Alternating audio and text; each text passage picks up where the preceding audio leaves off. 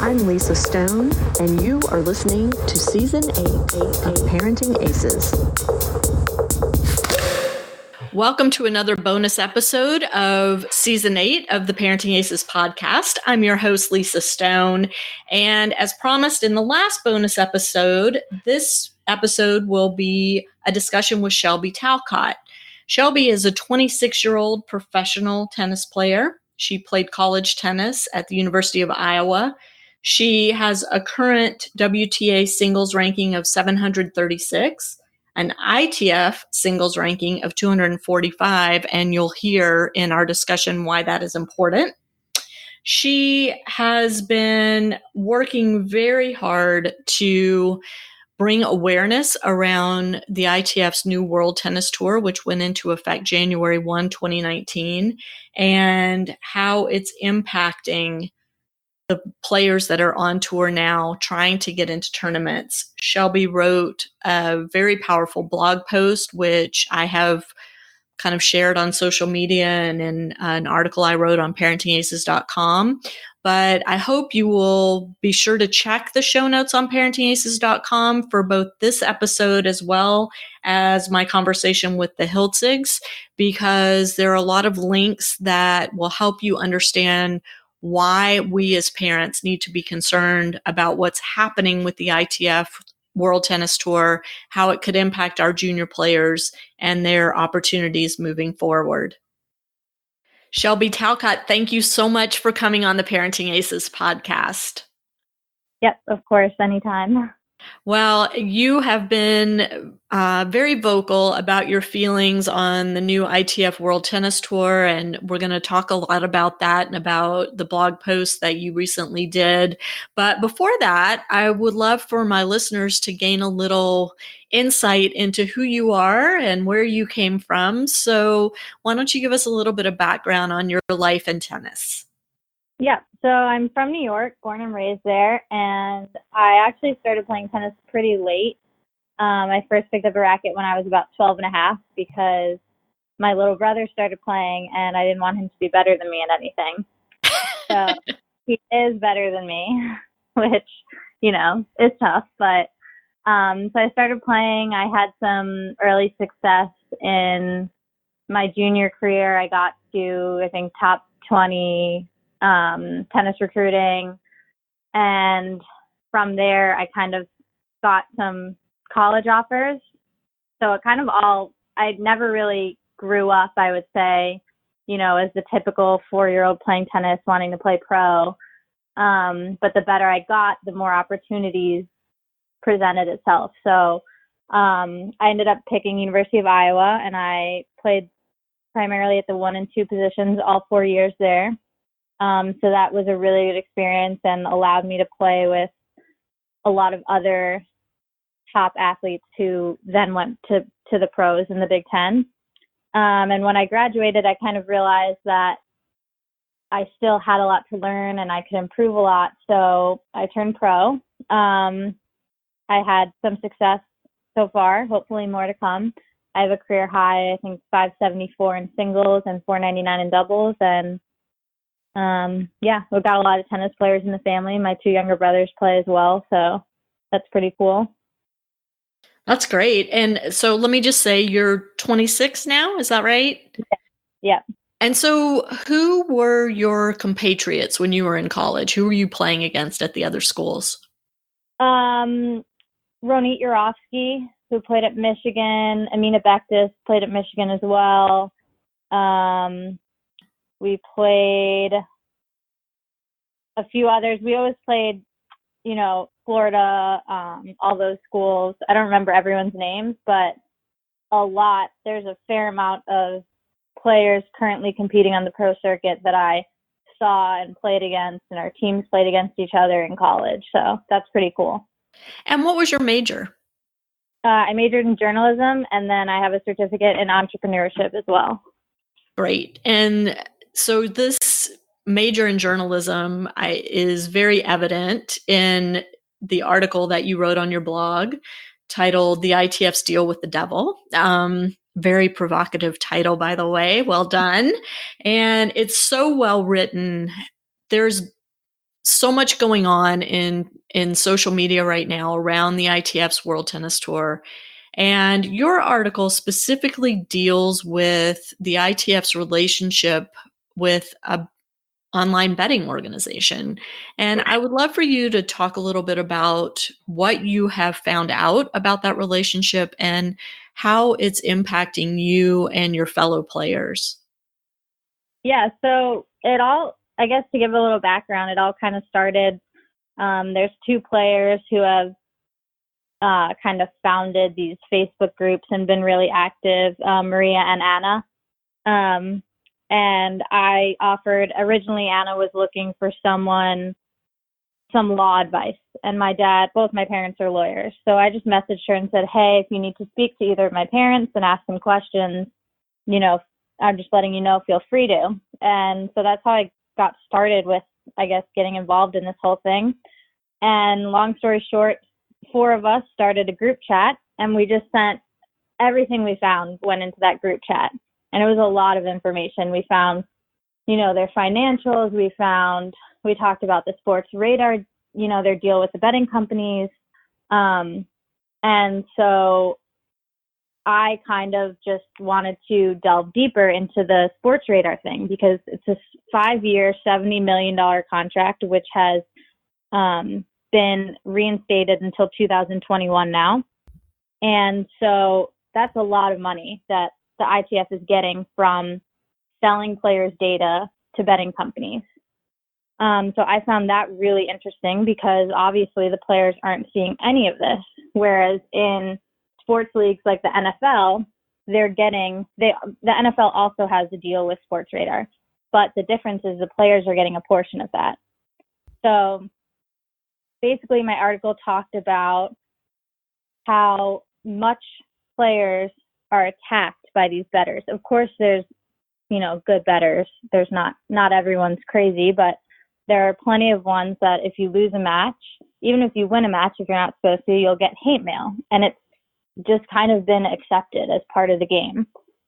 But that bothered me a little bit, because the ITF is getting all of this money, and all we're getting in return is basically hate mail, which, if you're a tennis player, you already are tough enough on yourself without getting random messages from strangers. So the article talks about that a lot.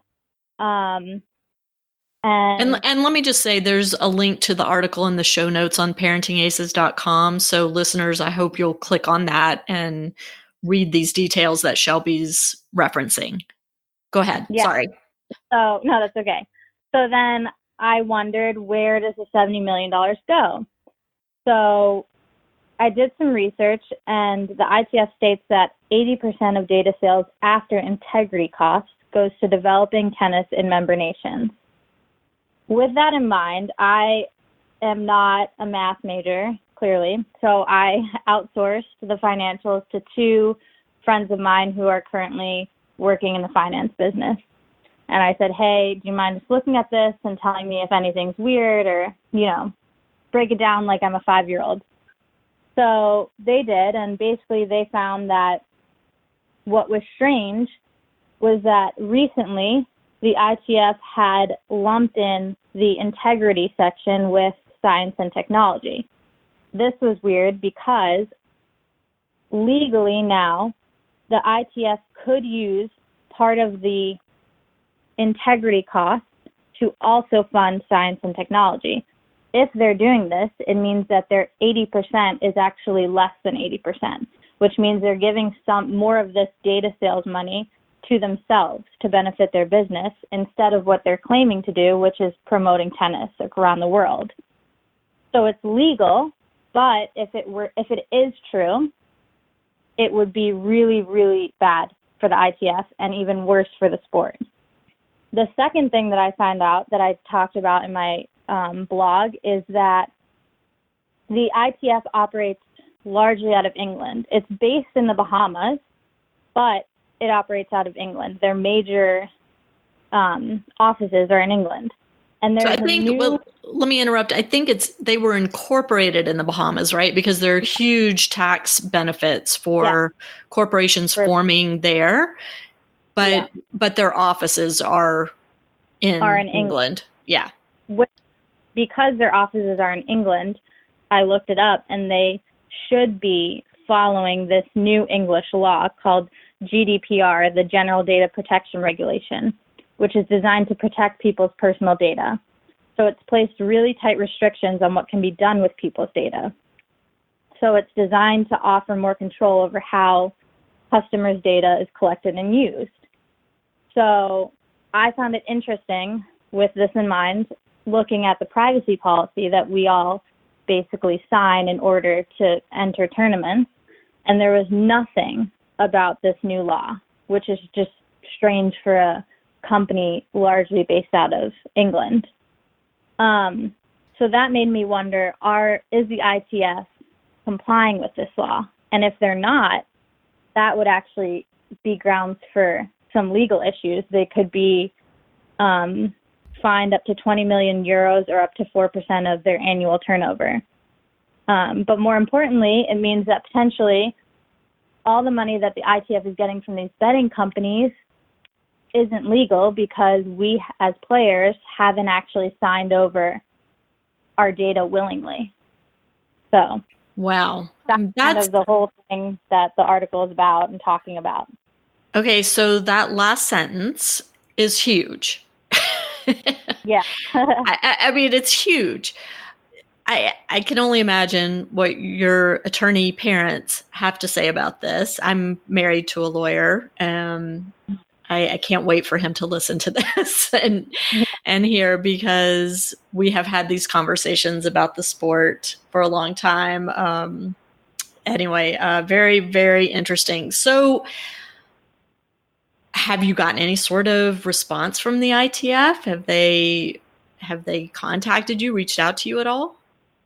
No, not at all. And I did send the post to Haggerty, the president, and I wrote in it that I wrote this article and it raised a lot of questions, and we would be grateful for any response to the questions to clear up any misunderstandings if we're wrong, etc. And there's been no reply. So that's a little not surprising, I would say. But how long ago did you send it? I sent it the same day I posted the article, which was on the 26th of February. Okay. So today is March 1st, just for my listeners, that we are recording on March 1st. So it's been 3 days, basically. Yeah. I suspect that email got forwarded to the ITF's legal counsel, who will do a little due diligence before crafting a very carefully worded response to you, which is, the typical MO. What are you hoping is going to happen as a result of your article, your participation in these groups, sending this information over to David Haggerty? And in case people don't know this, David Haggerty is a former president of USTA. He was the president during the majority of my son's junior tennis career, and he was the president when the USTA released the 2014 junior competition structure that proved to be a big fat mess, much as this new ITF World Tennis Tour looks to be. So, coincidence, maybe, I don't know. I'll leave it up to everybody to form their own conclusions there. But what are you and your fellow players, Shelby, hoping is going to come out of all this? Well, the big thing with this is, if any of it's true, and if we can get more and more media coverage on it, it's going to put a lot of pressure on the ITF. And the biggest thing is transparency, obviously. If the ITF isn't operating in a manner that helps the players, that's the biggest thing for me, is they're hurting the game, they're hurting the players. And essentially, yes, they're this huge corporation, but the ITF works for the players. Without players, the ITF wouldn't exist. So if they're doing all these things and essentially hurting the players and not giving them the opportunities and doing things that are potentially illegal, people should know about it and they should be held accountable for their actions. Right. as far as you know, is there talk of a player boycott, a player union, something to kind of get y'all better organized as a group? Yeah, there's been talk of everything. So a lot of players suggested boycotting. That would be tough because it is a super individual sport. So there's really no way for us all to ensure that no one would play tournaments. You know what I mean? Right. There's always be people who are like, okay, because everyone's boycotting, this tournament's super weak. Now I can, get points and, it's a competition. But there is a lot of talk also about forming a union, which I think would be a great idea. If you look at all the other major sports leagues, in recent years, more and more have been forming unions, and it has allowed them to get more money, be treated a little bit better, be better compensated, etc. So I think that would be a great idea. It's just going to be more difficult than the other sports leagues because we aren't a team sport. So, right. But again, it's in the early stages. All the players are talking about literally everything you could think of. So, I think, the fact that the players have banded together and are working together to try to come up with some solutions is phenomenal. And, it makes me really happy as a fan of the sport to see you guys, really put your heads together and try to fix this. But in the meantime, you're all out there trying to make a living. And I'm just wondering, what's happening with your tennis career personally right now? How has the World Tennis Tour impacted your ability to play? For me, it's been really tough. I was in one of those spots where I was kind of in the middle of the rankings, which is how a lot of players are right now. And so last year with the same ranking, I was getting into main draws of 25, seeded in qualies of the 60s, and now I am like 50 out of qualifying of 25, which has forced me to go to the lower level tournaments, 15s, which is what other players are doing. So now the 15s are stronger. So where I would have been seeded maybe 2 or 3, I'm now like 15 in main draw. And that stinks, not just for me, but because it pushes everyone else out of the tournaments. Right. So there's just less opportunities for everyone. It's crazy. And there are ITF points available at the 15s, but not tour level points available. WTA. Yep. And so that's the other thing is, if you think about it, the whole system doesn't really make sense. I was just talking to someone about this before our phone call, because if you decide, okay, I'm gonna step down, I'm gonna play 15s, I'm gonna get my 15K ranking, my transition tour, world tour ranking really high so that I can get those reserved spots into the higher level tournaments. But if you do that, the issue is you get those reserved spots, and if you don't have immediate results, you're going to start losing your ITF ranking points, and then you're going to be back where you started. So let's explain that. The ITF ranking points, much like junior ranking points and tour level ranking points, stay for 1 year. So the issue is, correct me if I've got this wrong, but my understanding is the issue is, let's say you spend from January to June playing ITF events to get your ITF ranking up high enough to make it into WTA events. Starting in July through December, you're playing only WTA events in hopes of getting your ranking up high enough that you're going to be able to continue to play those events. Meanwhile, come January of 2020, your ITF ranking goes to 0 if you haven't played any events. So yeah, it's like this vicious cycle that how in the world are you supposed to break out of it? Yeah. And basically, and right now, if you look at the acceptance list, even for 25s for the women, because they count for WTA points, it's crazy. The qualifying cutoff is like 380 in some tournaments, which is, in qualies. These are girls who were winning 25s and 60s, and they're now, struggling to get into the main draws, which is just insane.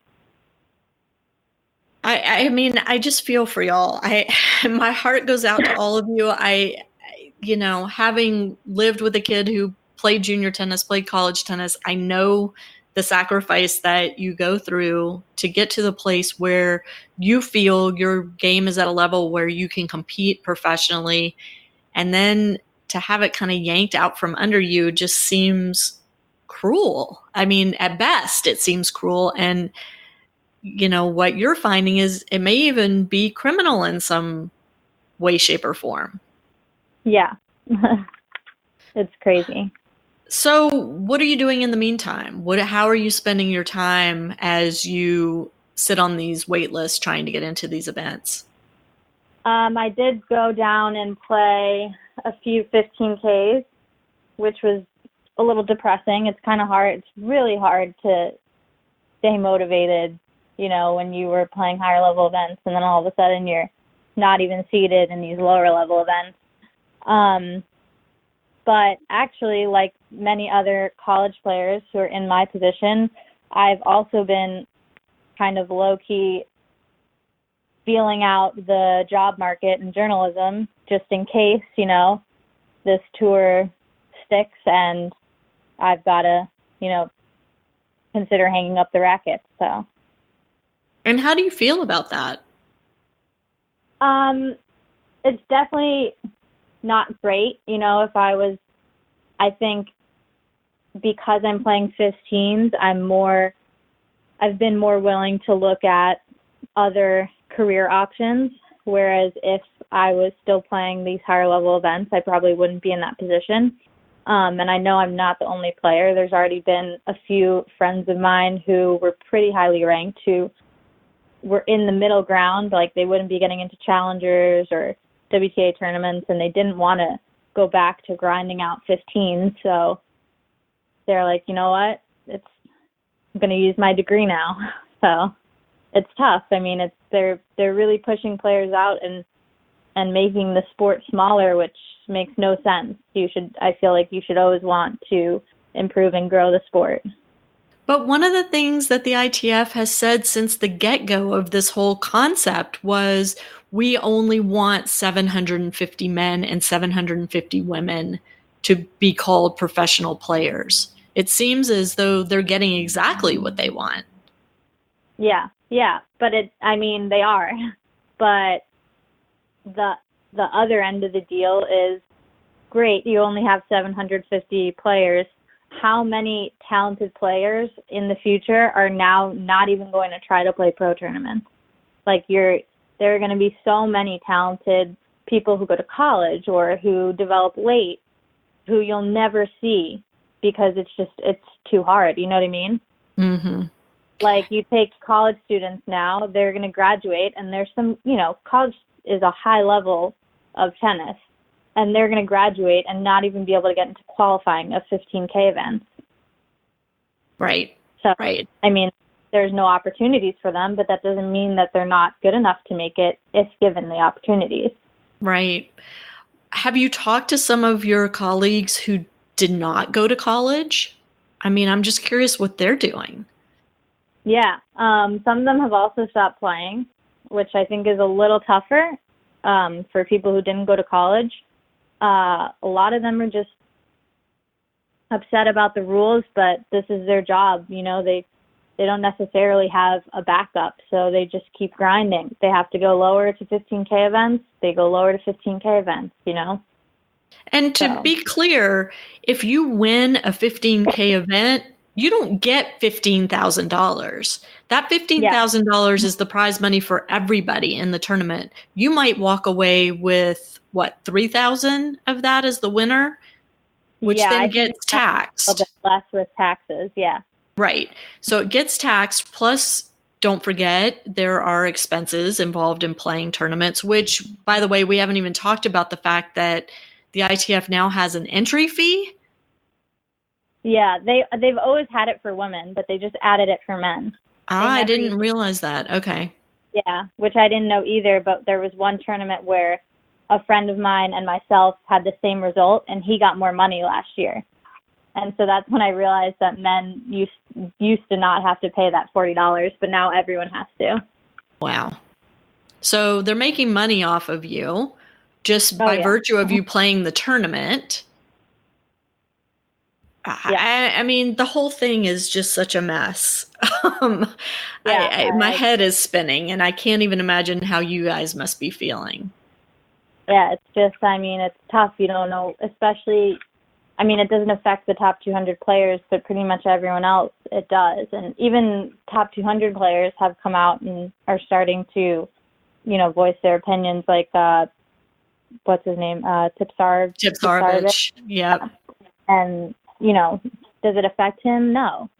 But even top players are starting to see, okay, you know what? Like, if I was at the slower level now, maybe I wouldn't be able to make it, Mm-hmm. Yeah. So where are you based now? I'm based in Florida, in near Fort Lauderdale. Okay. So do you go to the USTA National Training Center at all? No. I've never been super affiliated with the USTA. Okay. Because I'm wondering, I mean, since you can't get into the tournaments, which inhibits your ability to earn money, how do you then pay for coaching and pay for equipment? And because, let's be real, players that are at your level aren't being paid to play with a certain brand of racket or wear a certain brand of shoe. Yeah. So I've been pretty lucky. I've gotten some sponsorships with just kind of tennis fans who have seen me play, and so like private individuals. Yeah, private individuals, which is not the case for most players. So they've helped with all of my travel expenses.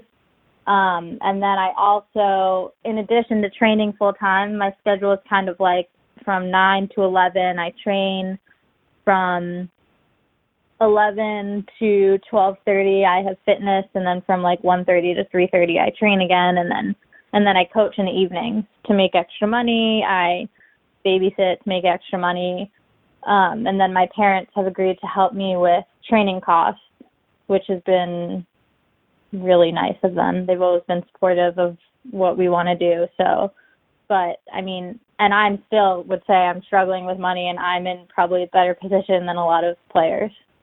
What are your brothers doing? Are they in school, or are they on tour as well? My one brother played on tour he played at William & Mary, and then he played on tour for a little bit, got really injured, got really sick, and now he's studying for the bar to be a lawyer. Okay. And my other younger brother is currently a student athlete at William & Mary, and he also plays tennis. Wow. So, and he wants to play professionally after, and I mean, I feel bad for him because I don't know how he will ever be able to get into a pro tournament. Well, hopefully by the time he's out of school, these rules will flesh themselves out and get back to a place where, right? That's the goal. Is even if I'm not playing by that point, I'd like for there to be opportunities for my brother and people like him. Right. So. How do you think this is impacting college tennis? Well, I think that's a good question, because in recent years, I know the USTA has been all for now. They're more for the college path, promoting, former college players. But at the same time, they went along and agreed with all these changes that the ITF made. And in doing so, they basically screwed over all of the college players, because unless you have a ranking already, an ATP ranking or WTA ranking, and are able to somehow maintain it during the year, which is almost impossible, you're going to graduate college and have to start at zero. And starting at zero means unless you get wild cards, you're going to be on the alternate list for even 15s, where you usually would have been able to get in easily. So there's just the opportunities for college players graduating are so much less. So then it's going to be hard to justify when someone wants to play professional, go to college first, because it no longer helps you for the pro tour. There's been speculation that if there are a lot of players that, like you, are finding it difficult to get in the tournaments and deciding to hang up their rackets, that there might be even more international competition for the spots in college. Have you heard anything about that? I haven't heard anything about that, but it wouldn't surprise me.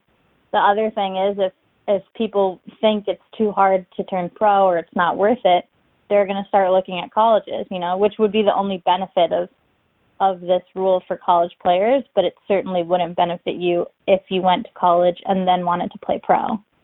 Interesting. So, it's a crazy, crazy situation, Shelby. I mean, I'm so grateful to you for, putting your thoughts on the proverbial paper of the internet and sharing them with all of us.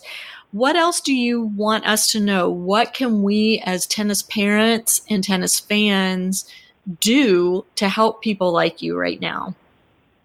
I think the biggest thing is just to continue reading about all the changes, trying to find out what players are doing, how they're reacting, putting pressure on our federation to support the players instead of supporting the ITF would be a big thing. Writing letters. Just bother the ITF, try to find out more. If there's anyone who reads blogs like mine and can help, you've been able to help a lot with potentially getting the blog post more attention, and then with more attention, maybe somebody who's more qualified can actually dig deeper and find these answers. So it's all kind of about word of mouth and spreading awareness and finding the right people who can actually help, because the players have all these ideas, but at the end of the day, we're not lawyers, we're not, we're just here playing tennis. So we do need help from people who can actually do something to make a difference. If somebody wanted to reach out to you, what's the best way for them to do that? They could shoot me an email. It's on my blog, and it's sbtalcott@gmail.com would probably be the easiest way to reach out to me. Okay. And one more question to you, because my listeners might be wondering why in the world parents of junior tennis players should care about this. Did you play ITF junior circuit? Yes, I did. So you finished your junior career with an ITF junior ranking? Yes, I didn't play a full circuit because I focused mostly on the USTA, which was also a big deal because if your kid is playing only USTA tournaments, it's not going to help them if they eventually want to play any pro tournaments, because there's only reserved spots for the top 100 internationally ranked juniors. Right. So go ahead. And there's just going to be, it's going to make the sport smaller. There's going to be less tournaments. In turn, I think that's going to affect the junior tournaments that are being held because there's going to be less people. It's going to change the whole pathway. When one thing is changed, it eventually affects every other aspect of the sport. For sure. One of the things that I find so interesting is the Easter Bowl is an ITF event for the 18s, right? So the kids who play the Easter Bowl here in the States are earning ITF junior ranking points. However, Kalamazoo and San Diego are the women still in San Diego now? Either they moved to Lake Nona.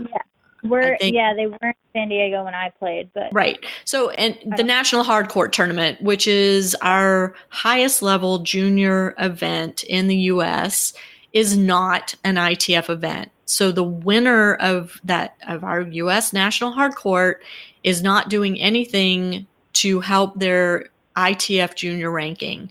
So parents need to keep this in mind. As you said, if your child has the goal of playing professionally at the end of their junior career, building an ITF junior ranking is really important now, and that increases the cost of junior tennis exponentially because we have very few ITF junior events here in the U.S.